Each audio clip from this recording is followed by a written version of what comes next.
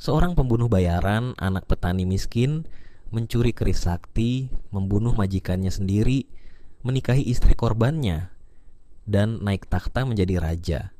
Tapi, siapa yang sebenarnya merencanakan semua ini? Apakah Ken Arok benar-benar jenius atau hanya bidak dari permainan yang lebih gelap? Selamat datang di kisah paling kejam, penuh intrik, dan paling membingungkan dalam sejarah kerajaan Nusantara. Ken Arok bukan dilahirkan di istana. Dia bukan bangsawan. Ia lahir sebagai anak dari Ken Endok, seorang perempuan desa. Ayahnya tak jelas. Banyak percaya ia anak Dewa Brahma. Tapi bagi rakyat, itu hanya cara halus menyembunyikan skandal. Ia tumbuh sebagai berandal jalanan, penjudi, maling, preman kelas kakap di Tumapel. Tapi di balik keganasannya, ia haus kekuasaan. Suatu hari, ia bertemu Brahmana terkenal, Empu Loh Gawe. "Kau bukan manusia biasa," kata sang pendeta. "Aku melihat cahaya takhta di belakangmu, dan disitulah semuanya dimulai." Sebuah ramalan menyalakan api ambisi dalam dada Ken Arok. Ken Arok menginginkan kekuasaan, dan untuk itu dia butuh alat, keris pusaka. Ia memerintahkan Empu Gandring, pandai besi sakti, untuk membuat keris terbaik yang pernah dibuat. Tapi saat keris belum selesai, Ken Arok membunuh si empu sendiri, karena takut kekuatannya jatuh ke tangan orang lain. "Keris ini akan membunuh 7 turunanmu," kutuk Empu Gandring sekarat. Tapi Ken Arok hanya tertawa. Keris itu kini berada di tangannya, dan ia tahu siapa target pertamanya.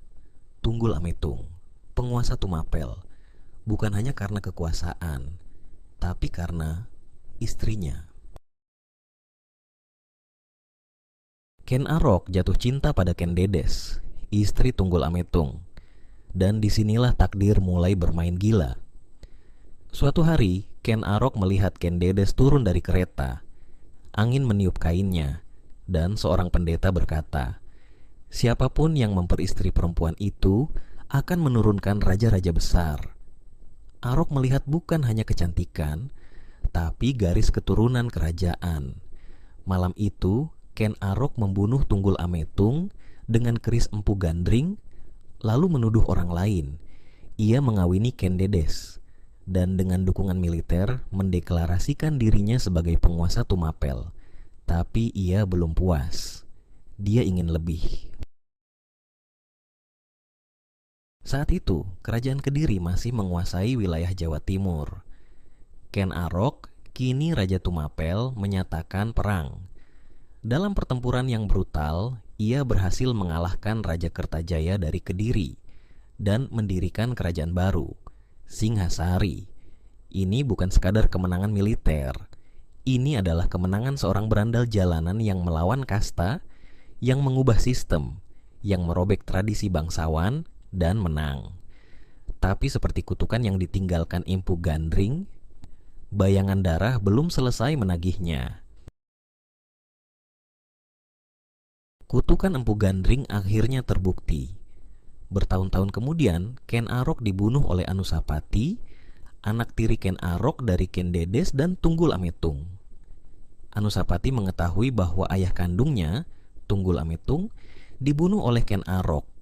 Dalam upaya membalas dendam, Anusapati membunuh Ken Arok dengan keris Empu Gandring, keris yang sama yang pernah digunakan Ken Arok untuk membunuh ayahnya dan sang empu. Dengan demikian, Ken Arok mati oleh kerisnya sendiri, sesuai kutukan Empu Gandring. Siapa sebenarnya Ken Arok? Jenius atau pengkhianat? Revolusioner atau pembunuh licik? Simbol kebangkitan rakyat atau awal dari lingkaran darah yang tak pernah berhenti? Ken Arok mengawali dinasti baru, tapi dinasti itu dibangun di atas darah dan dusta. Sejarah bukan soal benar atau salah, tapi tentang siapa yang cukup kejam untuk bertahan hidup.